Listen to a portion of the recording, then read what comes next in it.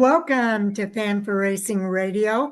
I'm Fan for Racing Sharon, and joining me tonight is Jay Huseman, and we are here for the Talladega preview for the NASCAR Truck Series. And Jay, what I love about this weekend is we've got all three series on the second race of the round of 8. Everybody's in sync now. Yeah, there's a lot of things that this time of year, like you mentioned, they are all paired up. Everybody's at the same track and on the same schedule as far as where they're at in their playoffs. Hopefully we can be a little more positive than Chris was the other night. I know he was talking about going. The weather forecast may be a little iffy, so we aren't going to talk about that. What I will bring for positivity is all three entry lists, and we'll start with the Truck Series, full fields. Good deal. For the Love's RV Stock 225 NASCAR Craftsman Truck Series race at Talladega Superspeedway. Well, there's some positivity. It's Talladega, baby, right? Yeah. So the notables they have listed, the number 1, Brett Holmes. That's a different outlook on that number 1 for Tricon. The number 7, Spire Motorsports, and I don't remember how long it's been, but it's been a while, is going to be J.J. Yaley. He'll be in that number 7. Norm Benning, I always love seeing him show up, and he is in because there was right at the 36 spots. He's in his number 6. The number 16 is going to be Chris Wright. The 22 will be Jason White. Frankie Munoz is back. He's going to be in the number 33. And then the number 75 will be Parker Kligerman. And with that, I'm going to pull up the full list and just see if sometimes there's ones they don't have listed under the notes. Well, I was just looking. I think Corey LaJoy, he's been in that Spire Motorsports truck, right? Yeah, I think he is supposed to finish out the year there in that machine. So Luke Benhouse is in the 66 for Thor Sport. Okay, He's in the 69 for Motorsports Business Management. That's a Carl Long vehicle. Okay, yep. So there were a couple that didn't really get hit on that. Good pickups there. But it's good to see Frankie Munoz back. He broke his wrist a while ago. That has fully healed, and he is back in his car for the first time since that happened. So it's good to see him back. And I'll give another big shout out here as part of Fan for Racing, somebody that's been on. Greg Van Al's going to have a truck there in the number 35 as well. So that's right. I missed that one. Yeah, that's his own team. So good to see him back as well. All right. Well, there you go. And again, it is 36 for 36 spots, so they all make the field. So that's pretty cool. Okay. So let's go ahead and get into our details here for the Craftsman Truck Series. It's the second race in their round of 8, is the case for all three series this week. The Love's RV Stop 225 at Talladega Superspeedway, a 2.66-mile asphalt oval, will be this Friday, October the 17th at 4 p.m. Eastern Time. That will be on Fox. So the regular network will be carrying the coverage this week, as well as radio coverage on NASCAR's radio network and Sirius XM NASCAR Channel 90. They're going to race a distance of 226.1 miles over 85 laps. So first two stages are 20 laps each, stage 1 ending on lap 20, stage 2 on lap 40, and then the final stage is going to be 45 laps ending on lap 85. Where will you watch this week? Well, on Friday, they'll have the Craftsman Truck Series practice and Kennemental Pole qualifying on Fox Sports 2 starting at 12:30 p.m. Eastern. And then the race, as we mentioned earlier, is at 4 o'clock on Fox. So we've got a lot of storylines and highlights here for the Truck Series, Jay. And the Truck Series has a little bit shorter history when it comes to Talladega, but this is the 20th running of a Craftsman Truck Series race at the Talladega Superspeedway. It's also the 10th playoff race at Talladega, making it one of just 2 tracks to host the NASCAR Truck Series playoffs every year since the playoffs began in 2016 when it was at Phoenix. And we're going to get right into it when it comes to the playoff standings. as from second to eighth is separated by only 5 points. We talk about it. Every point matters. You're talking about 7 positions and 5 points separating them. All right. And Corey Heim and Lane Riggs won the last 9 races, which is amazing. Only those 2 drivers have wins in the last 9 races. The last race not won by either driver goes back to Michigan on June 7th when Stuart Friesen won that race. So that's pretty incredible. And only 3 of the drivers in the round of 8 have previously made the championship 4. You got Corey Heim, Grant Infinger, and Ty Majeski. And that means at least 1 driver will make the championship 4 for the first time. Okay. And then this is the first time in series history that 2 drivers have combined to win 9 straight races. So it's never happened in this series before, which, as I mentioned before, is one of the reasons why it's so amazing. It is. And on the higher side of that, Corey Heim's 10 wins in 2025 is now the most all-time for a single season, as he broke Greg Biffle's record. Another record. Corey Heim finished top 3 in the last 8 races. He's the only driver to finish top 3 in 8 consecutive races. And Heim is also 89 laps led away from tying the all-time single-season laps led record, and that was set by Mike Skinner at 1,533 in the inaugural Truck Series season, 1996. And Corey Heim at 317, Lane Riggs at 181 have led 498 of the 642 laps in the playoffs. So you can see that these 2 have been dominating the series at most recent races. They just certainly have been a dynamic duo. Again, Corey Heim kind of being the Batman of the group as a head, but he's led 23 consecutive races. That's the longest streak in Truck Series history. Heim failed to lead in this race last year, so we're looking at a full calendar year. Wow. And Corey Heim led a lap in every race so far this season and could become the first driver to lead in every race of a season. Wow.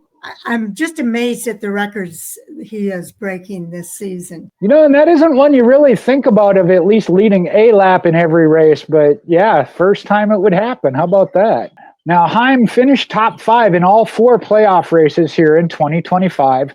No driver finished top 5 in every race of the playoffs in a season. So again, he is just setting records left and right. And there are 3 drivers who won 6 times in 8 races. Ron Hornaday did it in 97, Biffle in 99, and of course Heim in 25. No driver has won 7 times in 9 races. And I wonder if that could change. I was going to say, he could separate himself. And think about the company there, Hornaday and Biffle, talking about Mike Skinner. Yeah, those are some names that are really embedded in Truck Series history. They certainly are. Now, 18 races this season have been won by drivers aged 25 or younger. That's the most ever in a single Truck Series season. And I just talked about those of the veterans that have been there, some of them a little bit aged when they were in the Truck Series. We're seeing this become a younger driver sport. Yes, we are. Now, ThorSport Racing remains winless after 22 races in 2025, and that is amazing in and of itself as well. The deepest into the season the organization has ever gone without a win. So that's ThorSport is one of the stalwarts of this series. So to see them go winless this long is pretty incredible. Certainly is. On the same side there, Chevrolet has not won in 10 races.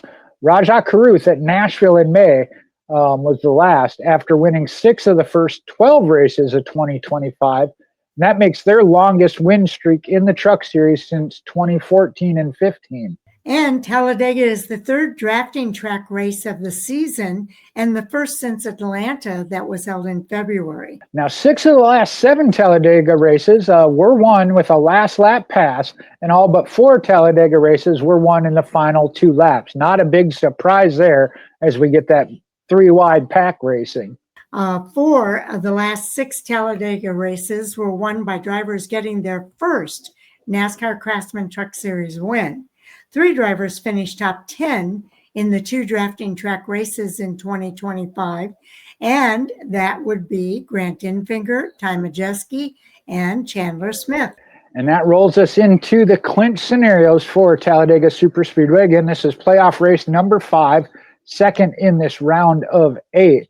So we have 1 driver clinched a spot already into the 4-driver field of the championship 4, and that is Corey Heim. So if there's a repeat winner, a win by a driver who cannot advance to the next round, drivers could clinch by being 57 points above the 3rd winless driver in the standings. Same requirements would be true if the new win comes from Tyler Ankrum and Daniel Hemric.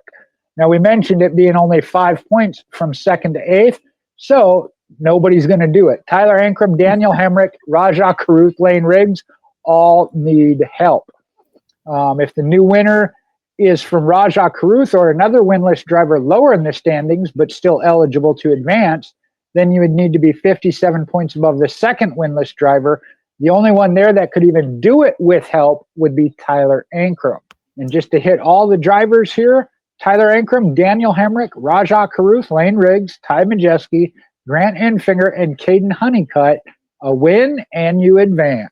So there you have it. This is going to be an exciting race. Let's take a quick look at it of that, just to give fans a where they are in that. Yeah, Corey Heim at 3,122, again, already has the win, which guarantees him in, but had a 71-point lead anyhow. 2nd and 3rd is Tyler Hemric and Daniel Hemric, and they are tied at 2051. Then you got Rajah Caruth, which is 1 point behind that at 30-50. Lane Riggs, 1 more back at 30-49. Ty Majeski at 30-48. And Grant Enfinger and Caden Honeycutt at 7th and 8th are tied at 30-46. So again, 5 points for those positions. We had a major shakeup in that previous race. If you recall the Roval, Grant Enfinger unfortunately made a judgment error and put Heim and himself and some others in the wall. I'm trying to think who else all had problems. 1 or 2. It was early in the race too. Heim recovered to win, but we had some others that had some issues. Grant Enfinger obviously being one of them. So yeah, right now is below the cut line right now, which is incredible. By 1 point. Yes, he is below the cut line technically. Rajah Caruth is the cut line at 30-50, but again, the 2 above him are only 1 point above him, and the 3 below him, or 5 below him, are still within 4 points. So that's clearly open game.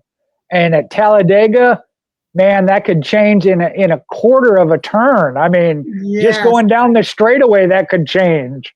Yeah, sometimes you get wrapped up in something that has nothing to do with anything you did, and it could end your day. So drivers they know how important this race is, and they're going to try to take care of their equipment, but they're also going to be trying to race for that win so they can get into the next round of the playoffs. Well, I just think about it, if everybody were, say, running good at the end and one lane moves better than the other in that final stretch, like I said, 2-3 positions could change just in the matter of which line is moving, inside versus outside or the middle, whatever. So that could just change, like I said, in just a quarter of a lap.